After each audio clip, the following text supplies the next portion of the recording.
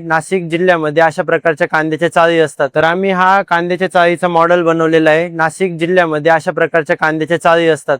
आता त्या चाळींमध्ये ना जास्त म्हणजे लॉंग लाईफ म्हणजे लॉंग टाइम साठी आपला ऑनियन टिकला पाहिजे, त्याच्यासाठी ही सिस्टीम डेव्हलप केलेली आहे आम्ही।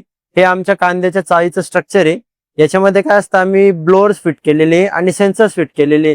याच्यामध्ये AI आणि IoT सिस्टीम यूज केलेली आहे, ते मायक्रो कंट्रोल।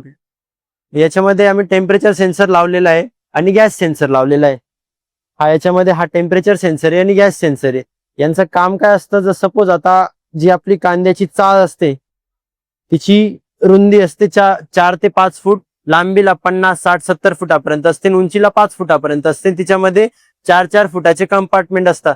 तर त्या प्रत्येक कंपार्टमेंटमध्ये आपण गॅस सेन्सर आणि टेम्परेचर सेन्सर टाकतोय।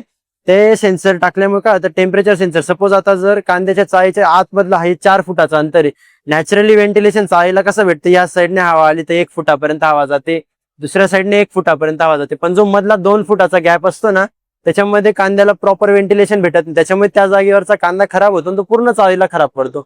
मग त्याच्यासाठी आपण मध्ये हे ब्लोअर्स टाकलेले, पाईप टाकलेला आहे।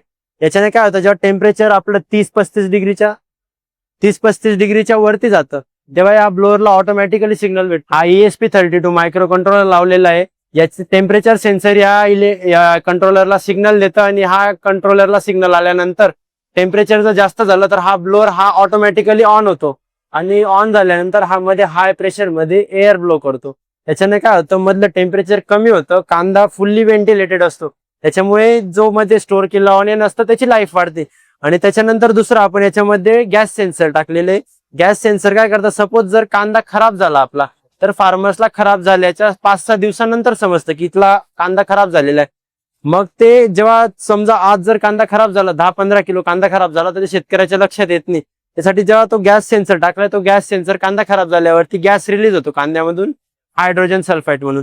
मग तो गॅस जो असतो तो हा सेन्सर डिटेक्ट करतो आणि आम्ही मोबाईल ऍप डेव्हलप केला एक हा। त्या मोबाईल ऍप वरती आपल्याला डिरेक्टली समजतं की कोणत्या कंपार्टमेंट मधला कांदा खराब झालेला आहे, ते डिरेक्टली फार्मरच्या मोबाईल वरती दिसतं।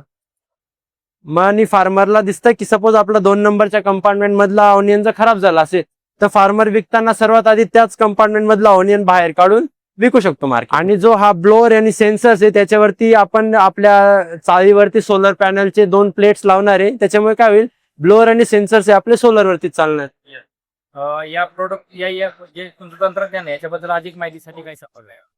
आता आमचा हा प्रोटोटाइप मॉडेल मध्ये आहे सर्व सिस्टीम। याच्यानंतर आम्ही हाय प्रोडक्शन चालू करणार आहे। आता मी 3rd इयरचे स्टुडंट आहे, त्याच्यामुळे आता R&D चालू आहे आमचं। याच्यावर अजून काय अपडेट करता येईल, ह्या टेक्नॉलॉजीत आहे मार्केटमध्ये ऑलरेडी, आम्ही याच्यावरती अजून काही डेव्हलप करता येईल का याचा अजून विचार चालू आहे, आमचा रिसर्च चालू आहे।